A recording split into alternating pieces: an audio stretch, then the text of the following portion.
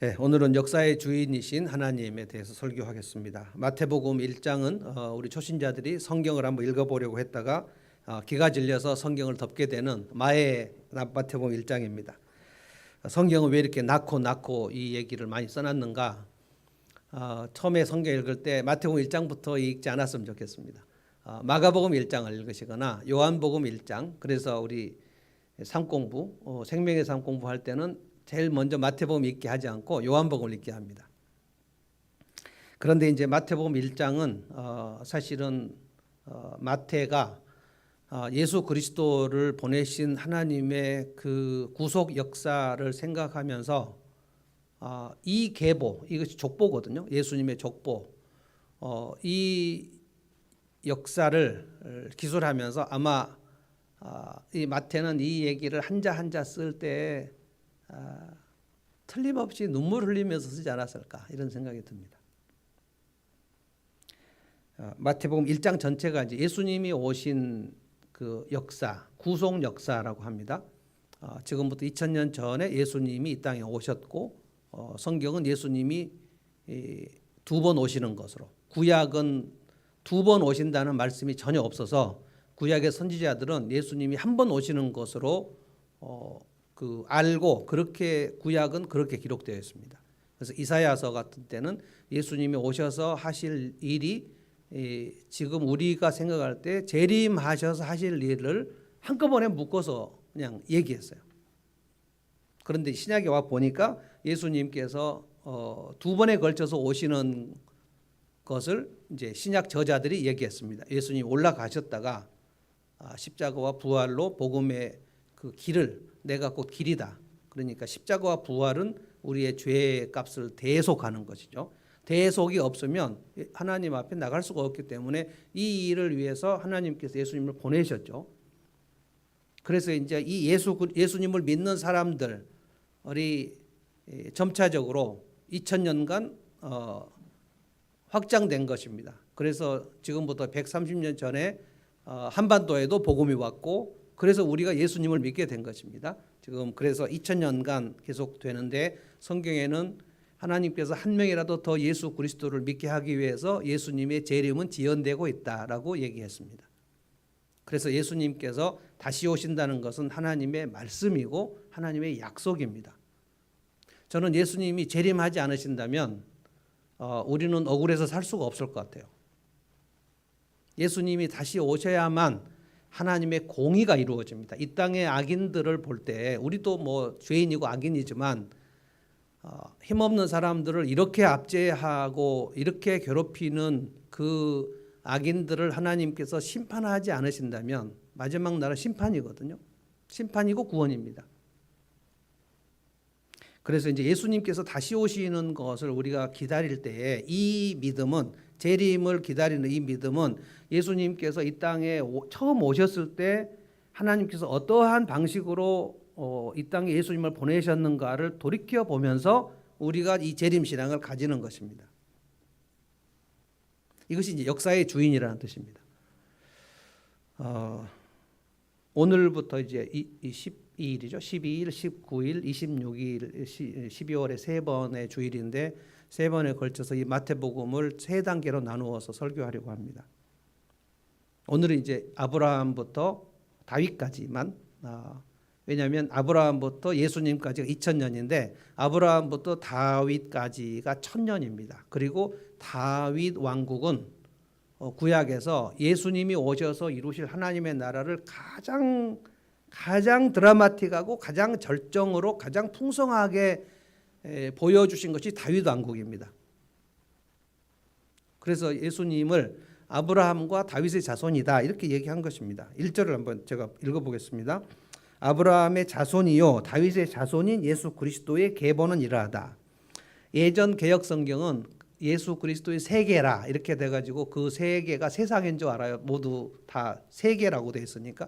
근데 세계라는 말이 계보, 계대 이런 뜻이었어요. 원래 이것은 지니올로지, 그 족보를 얘기하는 겁니다. 예수님의 족보는 아브라함의 자손, 그러니까 아브라함의 아들이라는 뜻입니다. 아브라함의 아들, son of 아브라함, son of 데이빗 이렇게 해서 아브라함과 다윗 이 두 사람을 예수님을 설명할 때 두 명을 얘기한 겁니다. 그래서 구약에서 가장 중요한 두 사람을 지금 오늘 설명하려고 하는 거예요. 이 역사를 하나님께서 주관하고 가실 때에 인간의 역사는 어떠했는가를 좀 살펴보려는 거예요.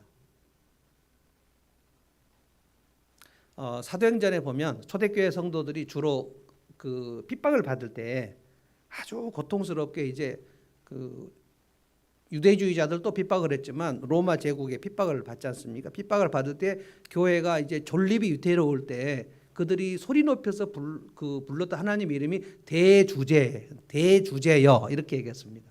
그러니까 주제라는 것은 이 글의 주제가 아니고요. 주인이고 다스리는 왕 이런 뜻입니다. 가장 크게 다스리는 왕, 역사의 왕.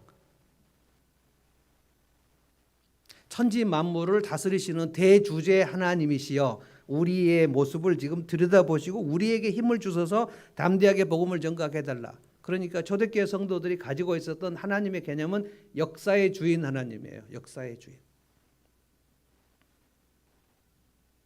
예수님께서 이 땅에 오셨다는 것은 이제 성경에서 두 가지 차원으로 얘기했습니다. 한 개인, 우리의 영혼을 구원하신다. 나를 구원하러 오신 예수님. 근데 이것만 생각하시면 안 되고요. 에베소서나 골로새서에 보면 예수님이 오시는 것은 만물을 회복하기 위하여 오신 예수님. 가장 우주적 차원에서 만물을 회복한다 그랬어요. 그러니까 나를 구원하러 오신 예수님이 없다는 게 아니고 나를 구원하신 아주 개인적인 차원에서 구원을 받는다는 것도 있지만 그 구원을 사도 바울은 이 만물을 통일하고 회복시키는 예수님. 그러니까 아담이 타락할 때 아담 혼자만 타락한 게 아니고 하나님께서 뭐라 그러셨죠? 땅이 너를 인하여 저주를 받았다. 거기서는 땅만 저주받았다는 게 아니고 하늘과 땅과 만물이 하나님의 아담에게 그 위임하셨던 그 세상이 다 타락해 버렸다는 것입니다. 그래서 땅이 너를 인하여 저주를 받았다. 그래서 로마서에 보면 땅이 지금 탄식하고 있다 이렇게 됐습니다. 신음하고 탄식한다. 이것이 지금 우리가 보고 있는 지구의 신음입니다. 점점 지구가 신음하죠. 그런데 이제 타락할 때 에레미야는 뭐라고 했냐면 온 세상이 타락할 때에 가장 심하게 타락하고 부패한 것이 사람의 마음이었다는 거예요. 그래서 우리 마음이 부패해서 점점 부패해져 가고 있는 중입니다. 이것을 성경은 이 땅의 역사가 어둠으로 흘러가고 있다고 하는 거예요. 18세기부터 19세기까지 그 인간들은 뭐라고 생각했냐면 이제 우리 인간은 진화하고 있다. 그래서 낙관론이 있었습니다. 19세기까지 인간은 우리가 이렇게 기술을 개발하고 과학 문명이 발달하면 우리 인간은 유토피아를 만들어낼 수 있다. 우리가 얼마나 서로 사랑하고 하나 된 천국 같은 이 세상을 만들어낼 수 있다. 그래서 19세기까지 아주 사람들이 그것을 뭐 헤겔도 그런 얘기를 했고 다윈도 그런 얘기를 했고 그래서 모든 학문이 인간은 다 서로 이성적으로 합리적으로 생각을 해서 아주 잘 살고 살기 좋고 행복한 유토피아를 만들 수 있다. 이게 이제 유토피아론이었어요. 20세기에 들어와서 히틀러가 나오고 무솔리니가 나오고 일본 군국주의가 나와가지고 전 세계 사람들과 전쟁을 벌이면서 생체 실험하고 불태워 죽이고 그래서 인간이 완전히 짐승같이 되어버리는 것을 보고 인간성이 이렇게 말살된 것을 보고 온 세계가 정말 놀랐습니다. 그 20세기입니다. 1차 세계대전, 2차 세계대전. 놀랍게도 1960년대 이후에 태어난 사람들, 대한민국에서 5천년 역사에서 1960년 뒤에 태어난 사람들은 5천년 역사에서 한반도에서 전쟁을 한 번도 경험하지 않고 사는 유일한 세대입니다. 우리가. 제가 1961년생이거든요. 1953년이 전쟁이 끝나지 않았습니까? 휴전이 됐죠.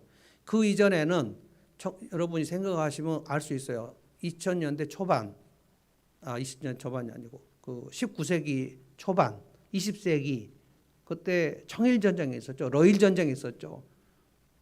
그다음에 임진왜란이 있었죠. 병자호란이 있었죠. 그다음에 삼국시대, 고려시대, 조선시대 끊임없이 전쟁이 있었습니다. 뭐 여진족이 있었죠. 왜구가 있었죠. 그래서 이 땅에 전쟁이 없는 시절은 5,000년 역사 중에 1960년부터 지금까지 한 70년 정도 전쟁이 없는 시대입니다. 가장 평화로운 시대에 살고 있는 거예요. 그 시대에 우리가 지금 예수를 믿고 있는 겁니다. 그런데 우리는 지금 너무나 각박하고 팍팍하죠.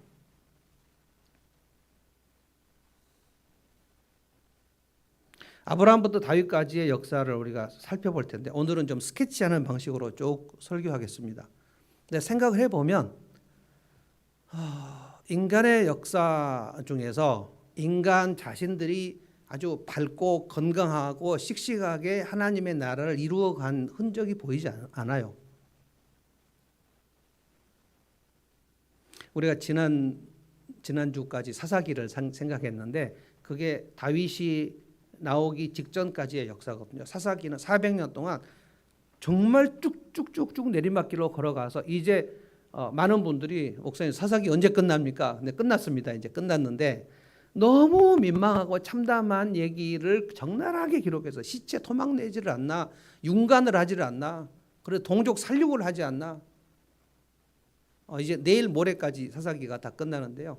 내일 본문, 모레 본문 보면 11지파가 다 베냐민 지파를 전부 베냐민 지파가 그 레위인의 첩을 집단 융간해갖고 죽여버렸거든요. 그래서 그 레위인이 이 첩의 시신을 12토막 내가지고 각 지파에 보내면서 그 각 지파가 흥분을 한 겁니다. 그래서 이 베냐민 지파를 다 도륙을 시키려고 40만이 군사를 모아가지고 베냐민 지파가 싸우는데 베냐민 지파가 그 집단 그 폭행을 한 죄인들을 내보내지 않습니다. 우리가 뭘 잘못했냐라고 얘기합니다. 그래서 엄청난 동족 살육이 일어나고 베냐민 지파 남자들이 다 죽어요. 600명만 남고 25,000명이 다 죽어버려요. 그래서 그 11지파가 자기들 다 죽여놓고 나서 이 베냐민 지파 남자들이 이제 600명만 남았는데 이 사람들이 다 대를 끊게 생겼다. 그러면서 하나님 앞에 뭐라고 얘기하냐면 하나님 왜 우리 중에 12지파 한 지파가 이제 끊어지게 만드셨냐고. 언제 하나님이 그렇게 만드셔요. 그러면서 11지파 사람들이 무슨 생각을 했냐면 이스라엘의 다른 지파에 가서 남자들을 죽이고 그 처녀들을 데려와서 이 베냐민 지파와 결혼시키자. 그래서 다른 지파 길르앗 야벳 사람들을 다 죽이고 처녀들을 끌고 와가지고 베냐민 지파 사람들하고 결혼시켜요. 이게 사사기 마지막입니다. 여러분이 성경을 읽어보면 인간에게는 소망이 없구나. 그래서 만물이 부패할 때 심히 부패한 것이 사람의 마음이다. 이것을 새록새록 느끼는 거예요. 그런데 그 어두운 역사에서 하나님께서 어떻게 하셨는가를 성경은 정말 엄청나게 많이 증거한단 말입니다. 하나님이 어떻게 하셨는가. 그 어두움에 하나님이 빛을 비추시는 역사예요. 자, 2절에 보면 아브라함이 나옵니다. 하나님께서 아브라함을 택하셨을 때 아브라함은 그 바벨론 지역에서 우상 만들어 팔고 있었어요. 아브라함의 아버지 데라가 그 신상 만들어 파는 판매업을 하고 있는 사람이었습니다. 하나님께서 아브라함을 부르셔가지고 내가 너에게 자손을 주고 아브라함 아들이 하나도 없었는데 자손을 주고 큰 민족을 이루어서 너를 통해서 온 열방이 복을 받게 하겠다. 아브라함이 그 이야기를 들었을 때 사실은 무슨 얘기인지 정확히 알지 못했어요. 우리 마치 예수님 처음 믿었을 때 예수님을 믿는다고 하지만 성경 전체가 어떻게 생겼는지 전혀 감이 없는 상태에서 예수를 믿지 않습니까? 그래도 그걸 믿음이라고 얘기했어요. 아브라함이 갈대아 우르를 떠나서 가나안 땅으로 왔다. 그걸 하나님께서 믿음으로 왔다고 얘기합니다. 우리가 예수를 믿을 때 아주 갓난아이 같은 초신자의 믿음을 하나님 그 믿음이 아니라고 얘기하시지 않거든요. 그 믿음입니다. 엄마 뱃속에 태아가 딱 생기면 점으로 딱 찍히는데 그게 생명입니다. 그게. 의사들은 그 아주 커지지 않은 생명은 없어도 된다고 얘기를 하는데 그 생명이거든요. 그래서 크리스찬들은 낙태를 하지 않습니다. 그래서 아주 계자신만한 믿음도 하나님께서 믿음이라고 해주신 거예요. 그 믿음으로 예수를 믿는 겁니다. 근데 아브라함도 믿음이 정말 믿음으로 갈대아 우르에서 가나안 땅으로 왔지만 아주 믿음이 약해요. 왜냐하면 보세요. 아브라함이 갈대아 우르에서 가나안 땅으로 딱 왔을 때 바로 가나안 땅에 하나님께서 이 땅에서 너와 네 자손이 복을 받는다 그랬는데 기근이 터지니까 바로 이집트로 내려가지 않습니까? 이집트 내려갈 때 아브라함이 무슨 생각해요? 내 아내 사라가 너무 예쁜데 이집트에 내려가면 사람들이 사라를 빼앗기 위해서 나를 죽일 거다. 그래서 겁이 나가지고 사라한테 당신 나를 오빠라고 해라. 우리 누이 동생이라고 서로 얘기하자. 그래서 사라가 알았다고 얘기하고 그랬는데 이집트에 가니까 다 사라가 너무 예쁘다는 소문이 막 퍼졌는데 아브라함의 누이 동생이라고 한다. 그러니까 이집트 왕 바로가 왕궁으로 부르지 않습니까? 그리고 마치 그러니까 바로 왕이 사라에게 장가들려고 할 때 아브라함이 아무 말도 하지 않아요. 그리고 바로가 사라를 데리고 가던 날, 첫날 밤을 치르려고 데리고 가던 날 아브라함에게 많은 선물을 줍니다. 혼수죠, 혼수. 뭡니까? 예단인가요? 많은 선물을 줄 때 아브라함이 아무 말도 하지 않아요. 잘 됐다 생각했는지 아무 기록이 없어요. 그날 밤에 아브라함이 내 아내 사라가 바로 왕궁으로 갔는데 어떻게 될까 이런 고민했다는 기록도 없어요. 하나님이 급하셔가지고 그날 밤에 바로 왕에 나타나서 야, 너 사라를 건드리면 넌 죽는다. 그 아침에 바로가 아브라함을 불러가지고 왜 당신 나한테 사라를 그 누이 동생이라고 거짓말했냐? 내가 하나님 앞에 저주를 받을 뻔했다. 그랬더니 아브라함이 또 실제로 뭐 친족으로 말하면 내 누이 동생 되기도 한다고 또 그런 소리도 했어요. 아브라함의 믿음이 그 정도였습니다. 우리는 아브라함이 믿음의 조상이라고 그래 아브라함은 이삭을 바치는 믿음이었구나라고 생각하지만 처음에는 아브라함은 형편없는 믿음이었어요. 하나님께서 아무 말도 안 하셨습니다. 그때. 왜 그렇게 비겁하게 거짓말을 했냐? 왜 네 아내를 바로 왕한테 주려고 했냐? 하나님께서 아브라함과 사라에게 너희 둘을 통해서 자손을 주고 내가 거룩한 민족을 만들겠다고 했는데 그 약속을 믿고 아멘 하고 사라를 바쳤잖아요. 하나님의 약속이 정말 완전히 왜곡돼 버릴 뻔했지만 하나님께서 그 일을 막으셨죠. 하나님이 하시는 겁니다. 그러고 나서도 또 아들을 안 주신다고 자기 여종 하갈의 몸에서 이스마엘을 또 낳지 않습니까?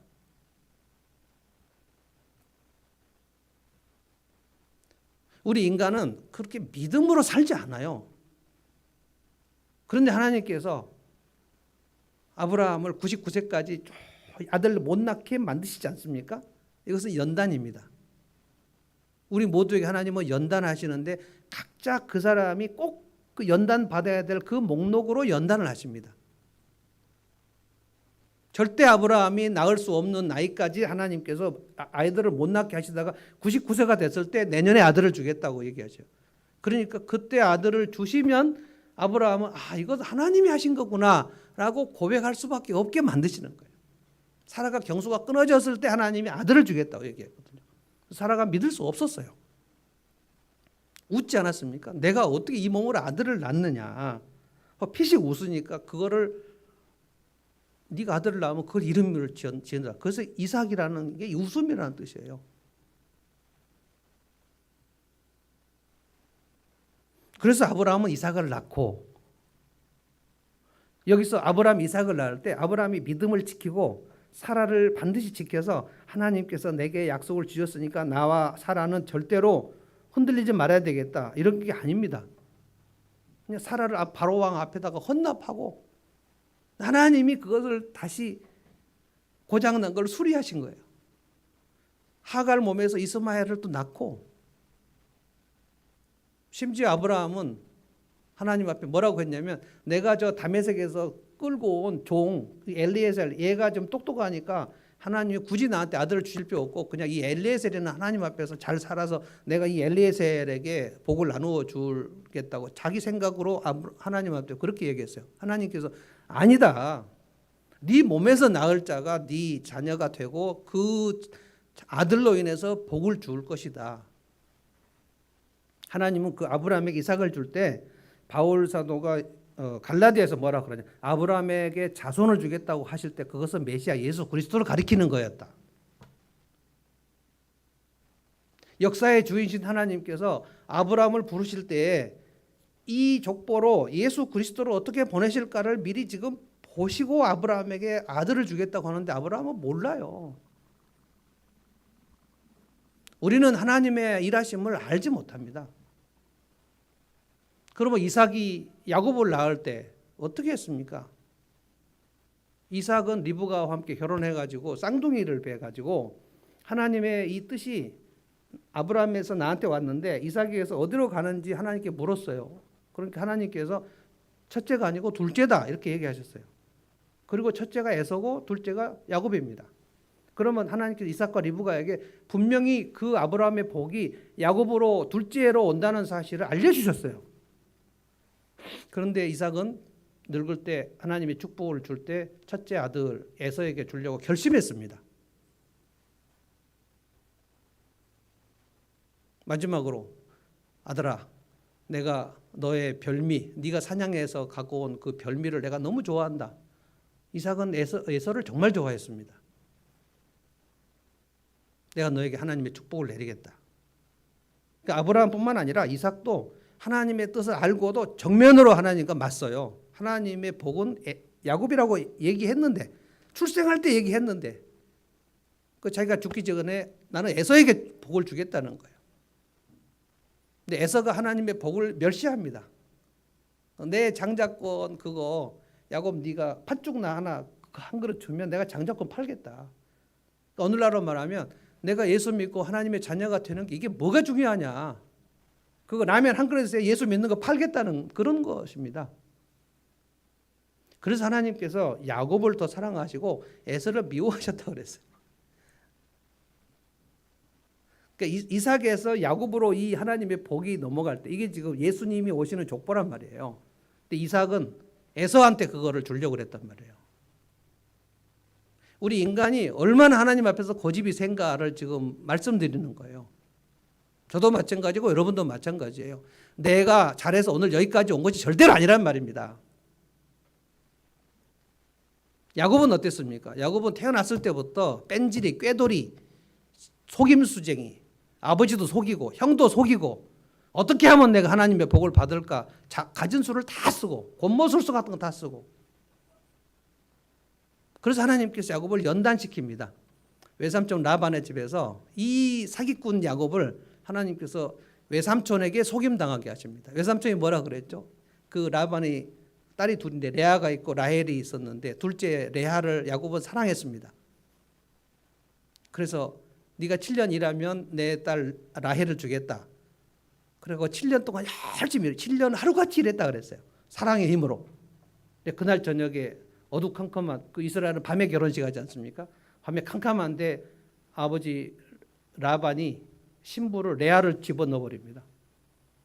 그런데 캄캄하니까 전날 밤을 치르고 아침에 보니까 레아가 누워 있는 거예요. 정말 야곱은 깜짝 놀랐습니다. 왜 당신이 여기 누워 있냐? 아버지가 보냈다. 그래서 외삼촌 라반에게 가서 막 따집니다. 왜 라헬을 안 보내고 레아를 보냈냐? 그러니까 우리 집안의 전통에서는 첫째가 둘째보다 먼저 시집 가야 되는 게 전통이다. 처음부터 얘기 안 한 거죠. 남을 속이는 것이 정말 그 숙달된 야곱을 하나님께서 훈련시키는 방법이 뭐라고요? 그 속임수보다 더 뛰어난 속임수에게 속임당하게 하시는 거예요. 하나님의 훈육은 각자 목록이 다릅니다. 제가 여러 번 말씀드렸는데 하나님께서 어떤 사람은 건강으로 훈육을 하시고요. 정말 먹기 잘하시는 분도 너무 몸이 힘들어가지고 매일 부정맥이 막 드시는 분도 있어요. 근데 그분들이 고백이 뭐냐면 내가 이렇게 건강이 연약하지 않았으면 하나님 앞에 이렇게 내가 엎드리지 않았을 거다. 어떤 분들은 하나님께서 그냥 재산을 싹 몰수해 버려요. 돈을 너무 사랑하니까.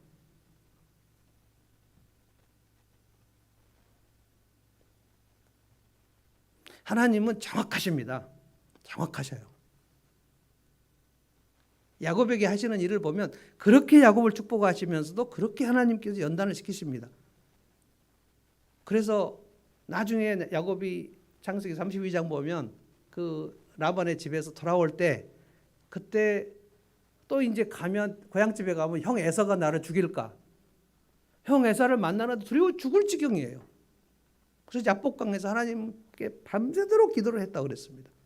근데 그것을 하나님의 천사가 와서 야곱과 씨름하는 장면으로 성경은 묘사가 되어 있어요. 막 엎치락뒤치락 씨름하는 거. 야곱이라는 말이 레슬링을 한다는 뜻이에요. 엎치락뒤치락 한다는 뜻입니다. 근데 마지막에 그 하나님의 천사가 뭐라고 그러죠? 네 이름을 다시는 이제 야곱이라고 부르지 마라. 너 이제 사기꾼짓 그만해라 이제. 그리고 네 이름은 이스라엘이다. 하나님하고 씨름한 자다라고 이름을 바꿔줍니다. 그래서 야곱이 이스라엘이 돼요. 새 이름입니다. 그래서 이스라엘의 자손이라고 해서 지금 이스라엘이 야곱의 아들, 야곱이라는 뜻입니다. 정말 여러분들이 이 성경을 읽어보면 창세기 마태복음 1장을 읽어보면 하나님께서 우리를 택하여 주신 것은 진짜 우리의 이 어둡고 강팍하고 고집센 나를 빛을 비추셨구나. 이렇게 나는 하나님을 거스르려고 하는데 하나님은 끝까지 나에게 사랑으로 훈육으로 나를 보살피셔서 오늘 여기까지 오게 하시는구나. 이게 구속 역사입니다. 왜냐하면 우리가 지금 이 아브라함의 족보에 아브라함의 자손의 족보에 우리 들어왔잖아요.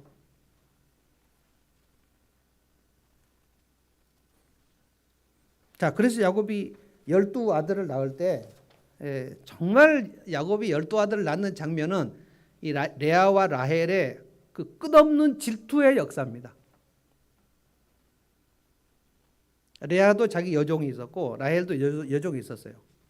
이 두 여종, 그러니까 야곱 한 사람으로 이 레아와 라헬이 끊임없이 질투해가 서로 아들 낳는 경쟁을 하고, 그리고 자기 여종들도 또 야곱에게 줘가지고 또 질투해가지고 그렇게 해서 네 여자를 통해서 12아들이 낳습니다.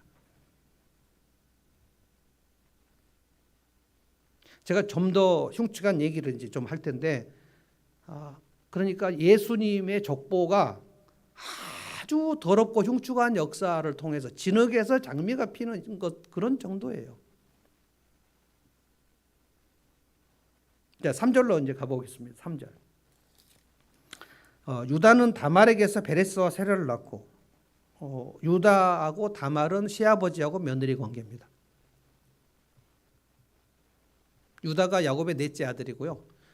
이 유다 지파에게서 다윗이 나오고 다윗에게서 예수님이 나와요. 유다 지파가 이제 메시아 족보인데, 유다는 이 며느리 다말과 근친상간을 해요. 그런데 다말이 며느리인지 몰랐어요. 유다는 창녀인 줄 알고 다말에게 들어갔어요. 그런데 며느리 다말이 아들을 낳기 위해서 시아버지를 유혹한 겁니다. 이런 역사가 성경에 기록이 되어 있어요. 그러니까 야곱의 아들, 넷째 아들 유다는 거룩하지 않아요. 창녀촌 출입하는 사람입니다.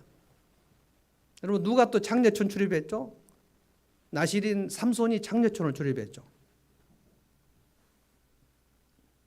어떻게 창녀촌에 왔다 갔다 하는 사람이 거룩한 하나님의 아들의 족보에 들어갈 수가 있습니까? 말도 안 되는 거예요. 말도 안 되는 거. 거기다가 근친상간입니다. 다말은 자기 시아버지 야곱인 줄 알고 목표를 정해서 시아버지를 유혹한 겁니다. 거룩함이 어디가 있습니까? 거룩함이.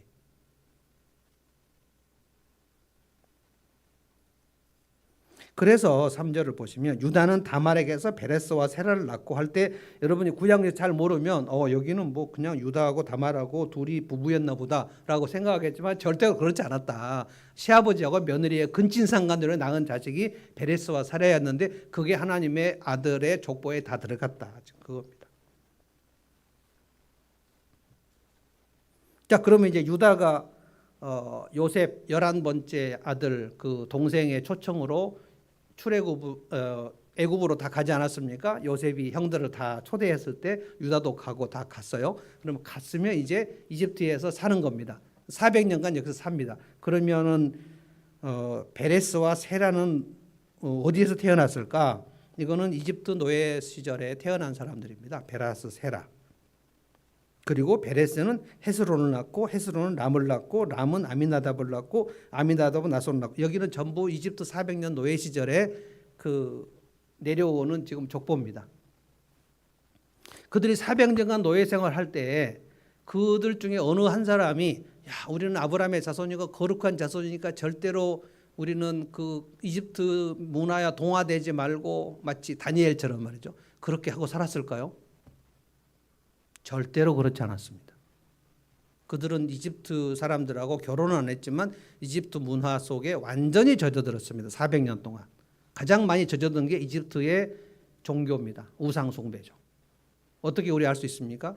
출애굽했을 때 400년 후에 출애굽했을 때 시내산에서 모세가 십계명 받으러 올라갔을 때 그들이 뭐 했습니까? 아론에게 우리를 위해서 신을 만들어 달라 그랬죠. 근데 아론이 그들이 무슨 얘기 하는지를 알아요. 무슨 신을 만들어 주냐라고 서로 묻지 않았어요. 왜냐하면 알고 있어요. 자기들이 숭배하는 신은 금송아지예요. 그래서 너희들이 금을 가져와라 라고 얘기하니까 이스라엘 백성들이 다 아론에게 금을 가져왔어요. 아론이 거기서 금송아지를 만들었는데 한 사람도 이상하게 생각하지 않았어요. 아니 왜 금송아지를 만들어서 경배하냐? 이게 우리 하나님이다. 이스라엘 백성들이 야곱의 자손들이 이집트에 들어가서 고센 땅에 살면서 하나님께서는 어떻게 그 이집트로 가라고 하신 거냐면 이 야곱의 자손들이 가나안 땅에 살면 유다같이 맨날 창녀촌 출입하고 가나안의 여자들과 같이 섞이니까 이집트 사람들하고 거기 있으면 섞이지 않을 거다. 그들이 거룩함을 유지할 거다. 이렇게 생각해서 거기서 한 민족을 이루시기 위해서 했는데 그들은 결혼은 안 했습니다. 이집트 사람들하고. 그러나 이집트 문화에는 완전히 동화되어 버렸어요. 그들은 하나님을 믿지 않는다고 생각하지 않았어요. 하나님께 예배도 했어요. 그리고 금송아지를 섬기는 일을 열심히 했어요. 이게 완전히 혼합주의입니다. 그러니까 그들에게서 구별됨과 거룩함이 전혀 없었어요. 이게 구약 역사입니다, 지금. 얼마나 그들이 금송아지를 만들어 놓고 뛰면서 즐거워했는지 기억나십니까? 금송아지를 뛰놀면서 그들은 정말 즐겁게 하나님께 예배했어요. 지금 말하자면 뭐 BTS 그 콘서트 할 때 이번에 뭐 LA에서 오랜만에 BTS 콘서트 했다고 제가 보니까 뭐 눈물을 흘려 막 소녀들이 그 정도로 열정을 다해서 하나님 앞에 우리가 예배할 때 그 정도로 열정을 합니까? 그들이 금송아지 섬길 때 열정을 다해서 금송아지 섬겼다고요. 그러니까 이집트 자기들 주인들이 금송아지 섬기던 것을 보고 그대로 이것이 우리 하나님 섬기는 방식이구나. 제 지금 논리의 포인트가 뭔지 아십니까? 거룩함이 없었어요. 근데 하나님은 이스라엘을 포기하지 않았어요.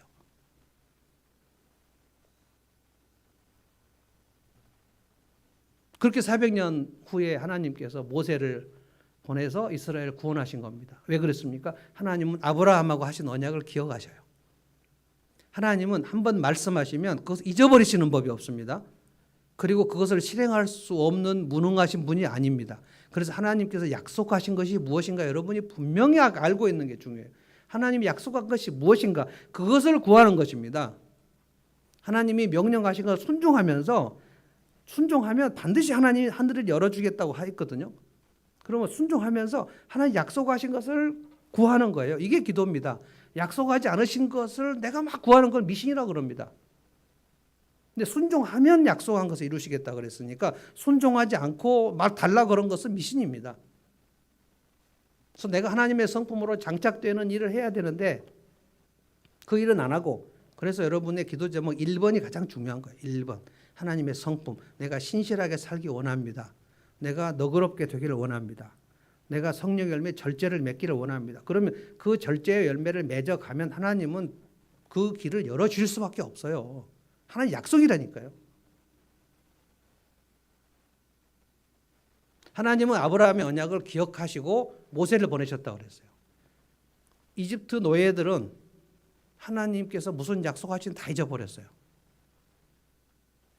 우리는 하나님이 약속하신 것을 잊어버릴 때가 있지만 하나님 우리에게 약속하신 걸 잊어버리지 않아요. 그렇게 우리 삶을 인도해 가시면 한치의 오차가 없습니다. 하나님 우리 인생에 절대로 실수하지 않으십니다. 나를 버리셨나? 절대로 버리시지 않습니다. 나에게 소홀하시는가? 우리는 시험 들면 항상 하나님 나한테 왜 이렇게 소홀하십니까? 저 사람 기도는 응답하고 나는 기도 응답 안 하셨다고요? 내가 한 불순종에 대해서 하나님이 치시려고 했으면 이미 난 죽었어요. 오래 참으시는 하나님께서 봐주시는 겁니다.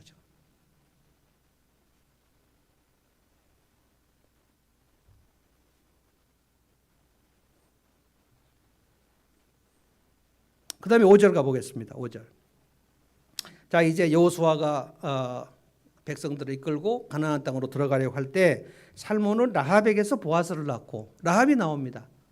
여러분 라합을 잘 아시죠? 라합은 어디 사람인가요? 여리고 사람이에요. 여리고. 가나안 백성 여리고. 가나안의 첫 성이 여리고예요. 여리고 첫 성 라합. 이 라합의 직업은 창녀입니다. 그런데 제가 설명했죠. 바알 신전의 창녀는 신전 창녀예요. 신전 창녀. 그래서 가나안의 남자들이 신전에 오면 이 신전에 있는 창녀들과 반드시 집단 성행위를 합니다. 그래서 매우 무질서하고 난잡해요. 예배가 성행위예요. 성행위. 그래서 이 창녀는 모든 남자들을 다 받습니다.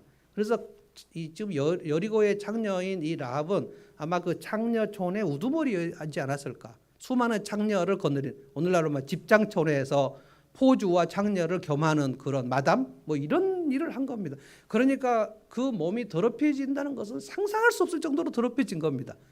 그런데 여리고의 창녀 라합에게서 무슨 얘기가 들려? 저 여호수아의 군대가 우리 여리고를 향하여 오는데 저 여호수아의 군대의 하나님은 저 이스라엘을 애굽에서 출애굽시킨 전능하신 하나님이시라더라. 홍해 바다를 여신 하나님이시라더라. 저 사람들이 40년 동안 그 광야를 통과하는데 기적으로 매일매일 만나를 내리신 분이시라더라. 그 얘기를 여리고 사람들이 다 들었어요. 그 중에 라합만 나도 저 하나님의 백성이 되고 싶다. 라합만 그 생각을 했어요.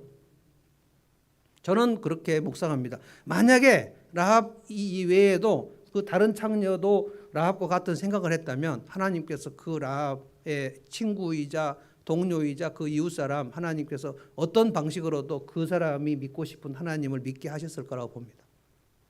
근데 라합만 그 생각을 하고 있었어요. 그래서 그 더러운 창녀, 수없는 남자들을 받았던 그 창녀의 집에 하나님께서 여호수아의 정탐꾼을 그 집으로 들어가게 하신 겁니다. 그러니까 근친상간이라 할지라도 하나님께서 그 어둠 속에 그 난잡함과 그 황폐함 속에 하나님 빛을 비추시는 거고요. 창녀 출신이라 해도 하나님의 빛을 비추시는 거고요. 뭔가 개자씨만한 믿음만 하나 있어도 나는 하나님을 믿고 싶다. 나 하나님 백성이 되면 얼마나 좋을까. 그런데 가능성이 있습니까? 여리고는 지금 멸망을 앞둔 거고 자기는 창녀고 여호수아 군대는 여리고를 멸망하러 오는데 방법이 없어요. 내 인생이 구원될 만한 출구가 하나도 없단 말이에요. 그런데 내게 출구가 안 보이면 하나님도 출구가 없으시는가? 그러면 그분이 또 전능하신 하나님입니까? 우리가 그렇게 전능하지 않은 하나님을 믿을 필요가 있습니까? 내게 출구가 없다는 것이 하나님께 출구가 없다는 뜻이 전혀 아니에요. 라합은 출구가 없었어요. 구원받을 출구가 없었어요. 길이 없었어요. 그런 멸망을 앞두고 있는 사람이었습니다. 여리고 백성 다 그날 멸망했습니다. 라합과 라합의 집이 구원받았다 그랬어요. 그 정도가 아닙니다. 라합이 누구의 어머니라고 그랬습니까? 잘 보십시오. 살몬이, 저는 살몬이 아마 그 라합의 집으로 정탐하러 갔던 그 청년 중에 하나가 아닐까 이렇게 생각합니다. 살몬하고 라합하고 결혼을 했어요. 그리고 살몬이 이 여자가 창녀 출신인지 알아요. 수많은 남자에게서 몸을 더럽히진 여인인지 알고 청혼을 했어요. 엄청난 겁니다. 저 같으면 못합니다. 이런 역사를 이렇게 생각해 보면 가슴이 절절한 거예요. 야, 라합이 어떻게 결혼을 했을까? 살몬이 라합에게 결혼하자 그랬을 때 라합이 그래 좋습니다 이렇게 했을까? 내가 결혼을 한다고? 저 사람이 나를 사랑한다고? 그러면 살몬과 라합이 첫날 밤을 치를 때 라합은 무슨 생각을 했을까요? 얼마나 미안했을까요? 남편에게.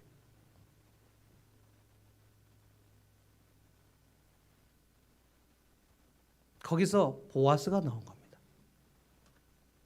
보아스는 룻기에 나오는 그 보아스 맞아요. 보아스는 집이 그때 부자였어요. 하나님께서 살몬과 라합의 집을 엄청나게 복을 주셨다는 뜻입니다. 창녀를 구원하신 그 정도가 아니에요.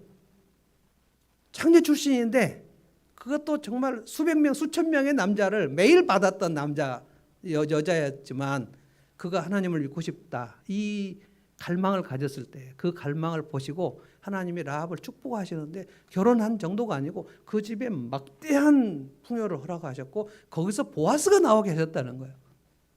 그리고 룻기가 나옵니다, 여러분. 그러니까 출애굽기, 신명기, 사사기, 룻기, 사무엘상 여러분이 읽으실 때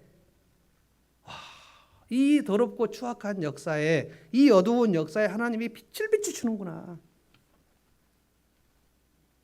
감당할 수가 없습니다.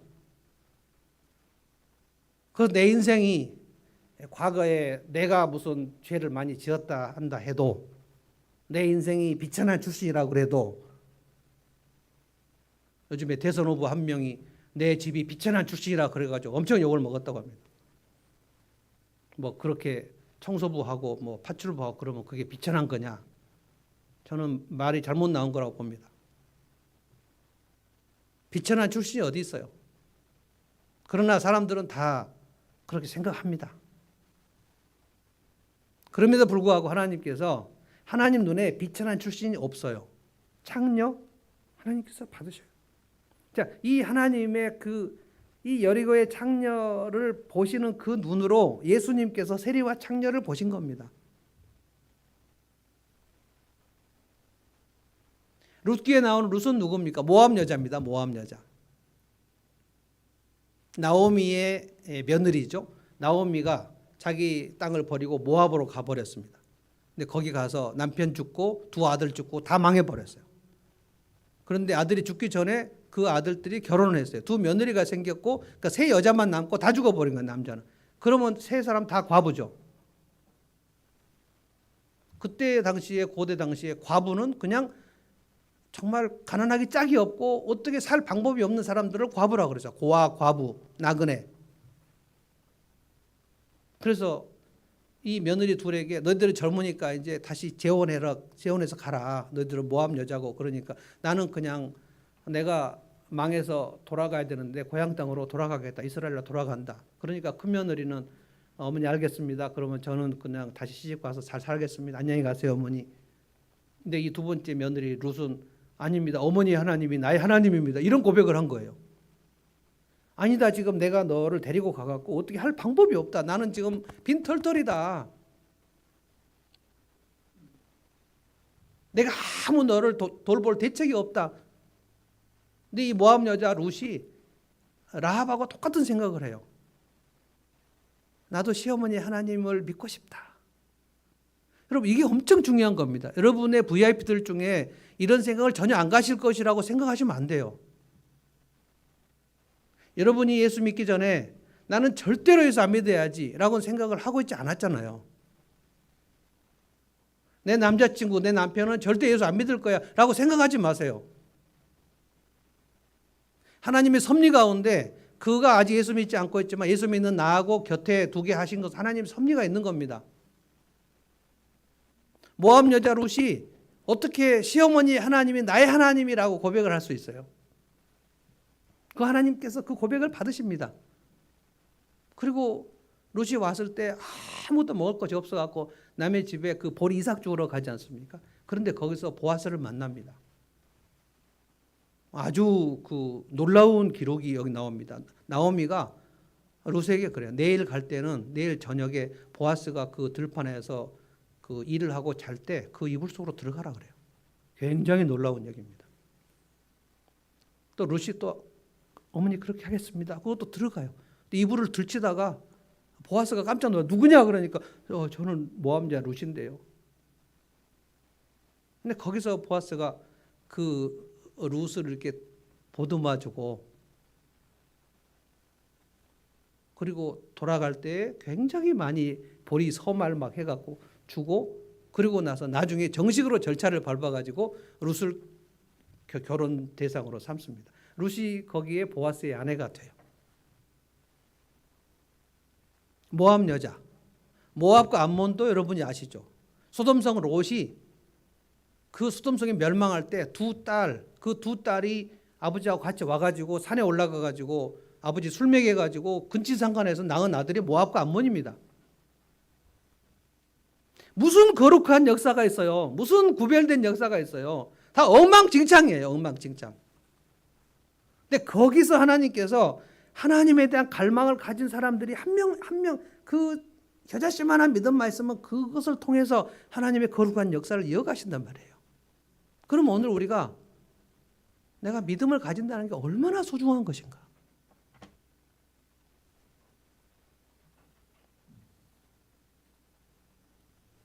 거기서 자 이제 다시 읽어보겠습니다. 5절 살몬은 라합에게서 보아스를 낳고 이제 좀 감이 오시죠.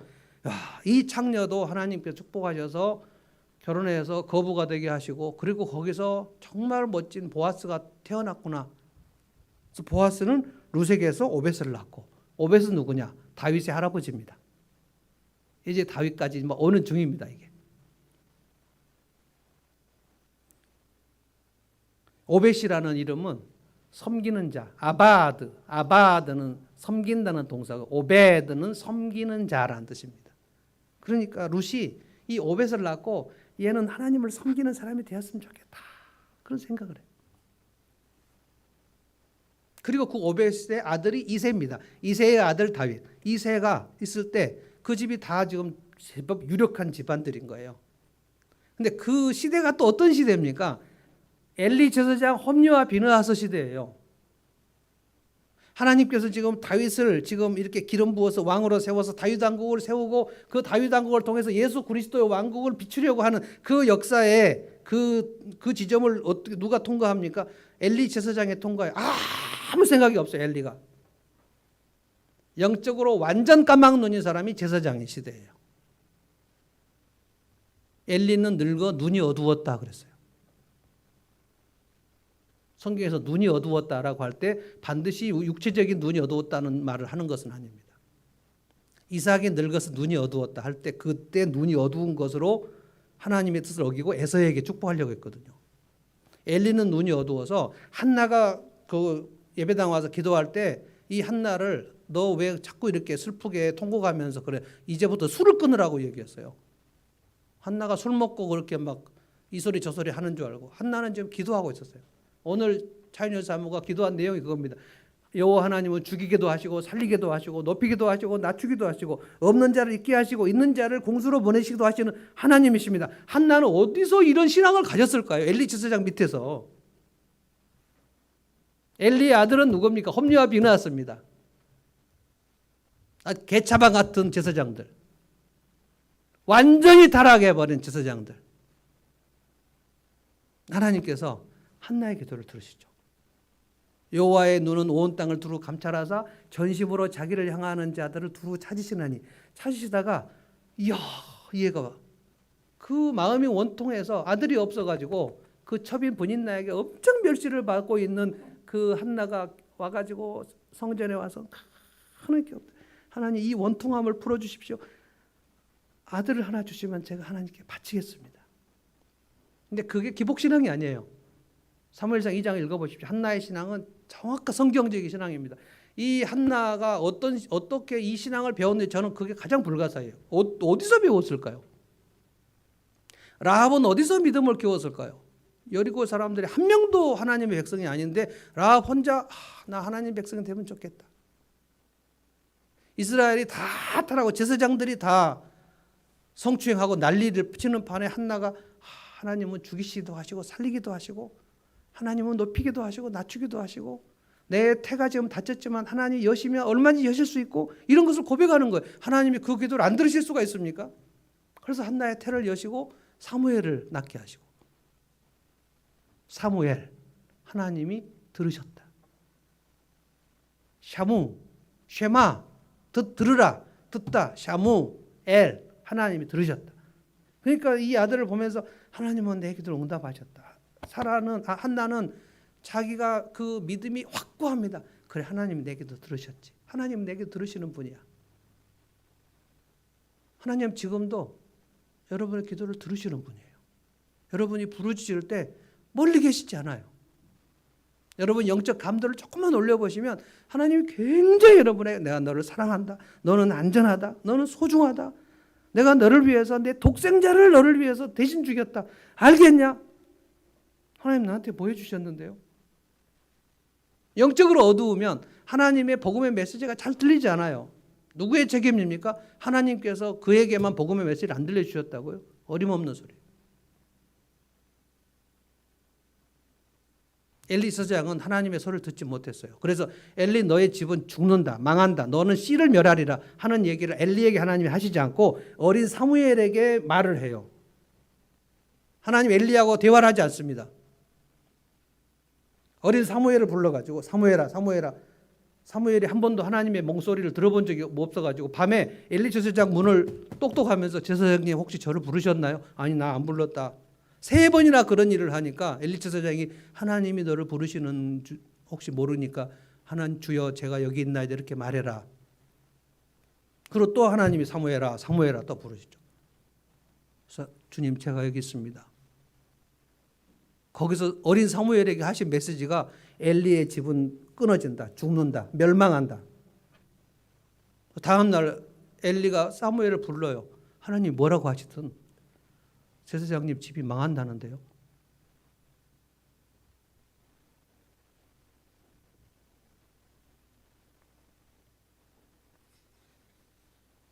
너무 하나님을 그렇게 격분하게 하시면은 하나님께서 망하게 하실 수도 있어요.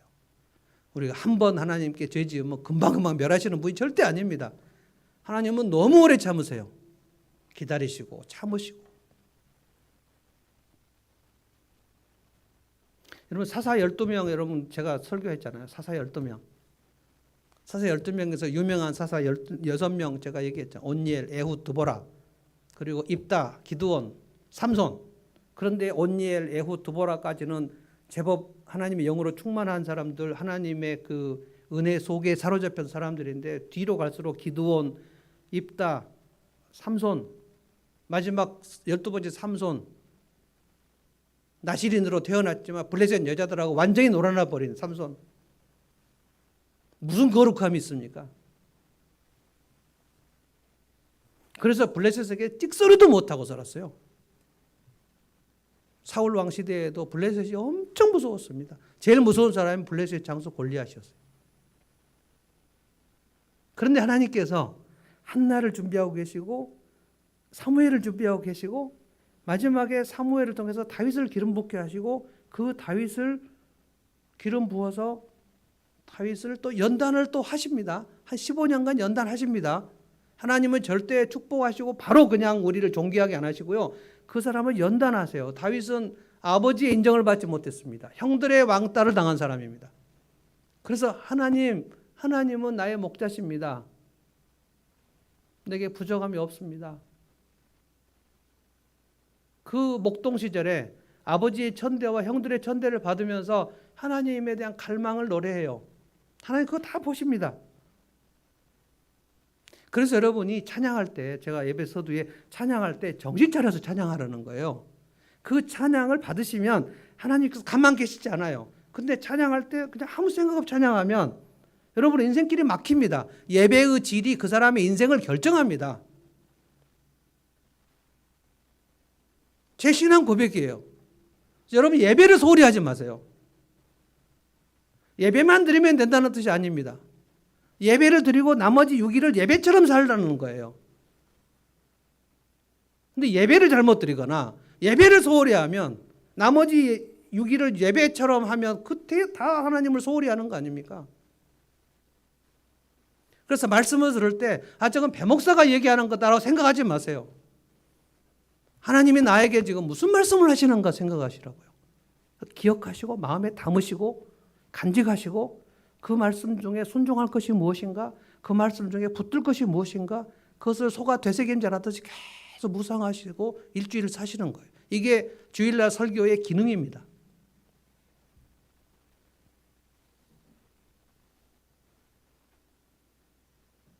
그때 냄새나고 더럽고 추한 역사, 아브라함부터 다윗까지를 보면 이게 1000년인데 노예 생활 400년 하죠. 사사시대 400년 있죠. 그러면 1000년 중에 800년이 그냥 통으로 나가버려요. 그리고 다윗 왕국이 한 40년, 50년 그 반짝입니다. 그런데 나중에 다윗 이후에 솔로몬이 어떻게 합니까? 완전히 다윗 왕국을 망가뜨려 버립니다. 저는 우리가 예수님의 족보를 살펴볼 때 한마디로 말해서 시궁창 같다 이렇게 볼 수밖에 없어요. 정말 더럽고 흉측하고 근시상가에 나오고 창녀가 나오고 모함 여인이 나오고 너무너무 이상한 일들이 많아요. 그런데 거기서 하나님은 아브라함에게 하신 약속을 쭉 이루어 가십니다. 그리고 그 사람들에게 빛을 비추셔요. 한 시대에 1명, 2명 정도예요. 근데 그 사람들의 특징은 뭐냐? 그 하나님에 대한 갈망이 있어요. 라합도 하나님에 대한 갈망이 있어요. 하나님이 나의 구원자시다. 하나님은 내 인생을 회복시키신다. 하나님은 죽이기도 하시고 살리기도 하신다. 그러니까 오늘 죽을 수도 있지만 다 죽을 것 같아도 하나님은 살리기도 하신다. 아멘, 아멘, 아멘 하면서 견디는 겁니다. 그래서 여러분과 제가 여러분의 그 조그만 그 믿음을 하나님이 보시고 이 자리에 하나님이 부름받고 여기 앉아 있다고 저는 믿습니다. 하나님은 역사의 주인이세요. 하나님은 지금도 일을 이루어 가시는 중에 있습니다. 근데 다음 시간에는 제가 다윗 왕국부터 이스라엘이 멸망하고 바벨론 포로로 끌려가는 더 심각한 내리막길에 대해서 얘기할 텐데 그래도 하나님은 자기 백성을 포기하지 않으십니다. 그러니까 특징은 2개예요. 인간의 역사는 아주 어둡고 냄새나고 무질서하고 황폐합니다. 근데 그때마다 1명이나 2명 하나님을 갈망하는 사람이 있으면 그 사람 붙들고 일을 하십니다. 이것이 좁은 길이에요. 지금 코로나 시대에 저는 마지막 때가 훨씬 빨리 왔다고 봅니다. 우리가 거리두기를 하다가 마음이 다 멀어져 가지고 하나님과 멀어졌고 사람들과도 멀어졌고 무관심해졌고 냉담해졌어요. 그걸 여러분들이 굉장히 애를 쓰지 않냐면 이미 냉담해진 것이 다시 자연적으로 따뜻해지지는 않습니다. 하나님과의 관계도 여러분이 굉장히 많이 복원해야 돼요. 라합처럼 룻처럼 하나님의 갈망을 보존하십시오. 그리고 다시 기도를 시작하십시오. 하나님 나를 불쌍히 여겨주십시오. 하나님 제가 주님을 의지합니다.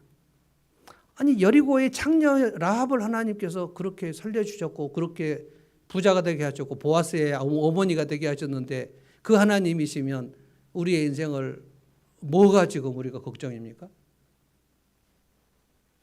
늘 우울해지죠. 늘 우울합니다. 저도 늘 우울해요.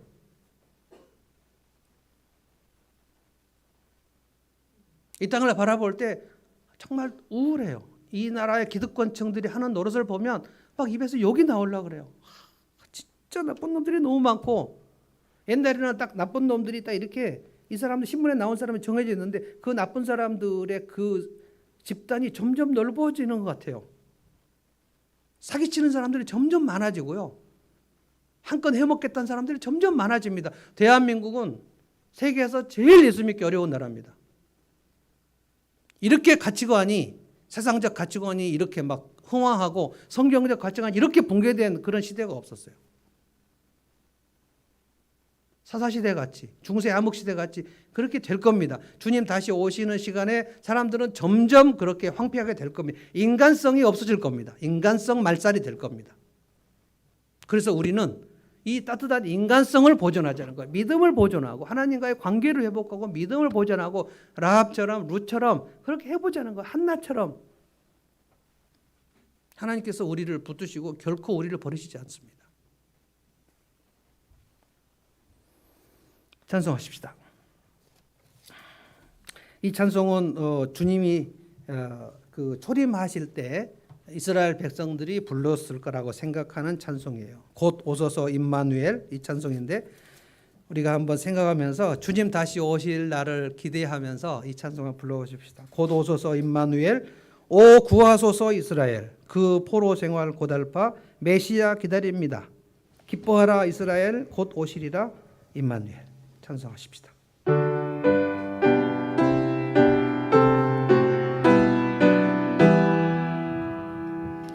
곧 오소서 임마누엘,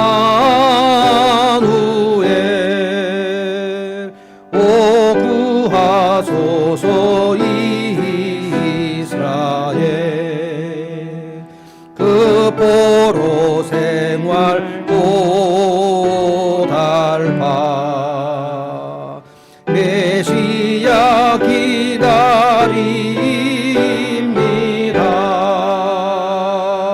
기뻐하라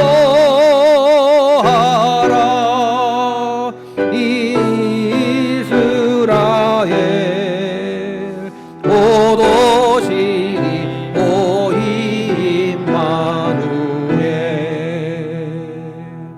곧 오소서 지혜 주, 온 만물 질서 주시고 참 진리의 길 보이사 갈 길을 인도하소서.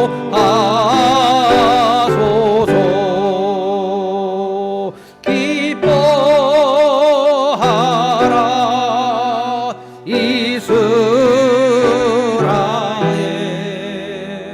곧 오시리 임마누엘,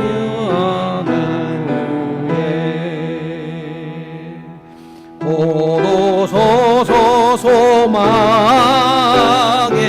주, 만 백성 한 마음 이루어 시기와 분쟁 없애고 참 평화 채워주소서. 기뻐하라 이스라엘, 곧 오시리 임마누엘. 아멘.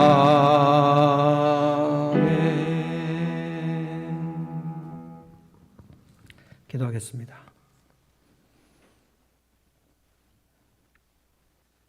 평안을 내게 주노니 내가 주는 평안은 세상이 주는 것과 같지 아니하노라. 기쁨을 너에게 주노니 내가 주는 기쁨은 세상이 주는 기쁨과 같지 아니하니라. 사랑을 주노니 내가 주는 사랑은 조건적인 사랑이 아니고 끝없는 다함이 없는 무조건적인 사랑이니라. 그 주님의 사랑과 그 기쁨과 그 평강을 저희가 받아 누리기를 원합니다. 주님, 이 땅은 참으로 암울합니다. 이 땅은 참으로 답답합니다. 이 바이러스 전쟁은 언제 끝날지 저희들은 전혀 알 수 없습니다. 이제 여러 가지 종류의 바이러스가 차례를 기다리고 있다고 합니다. 주님, 우리는 어떻게 해야 될까요?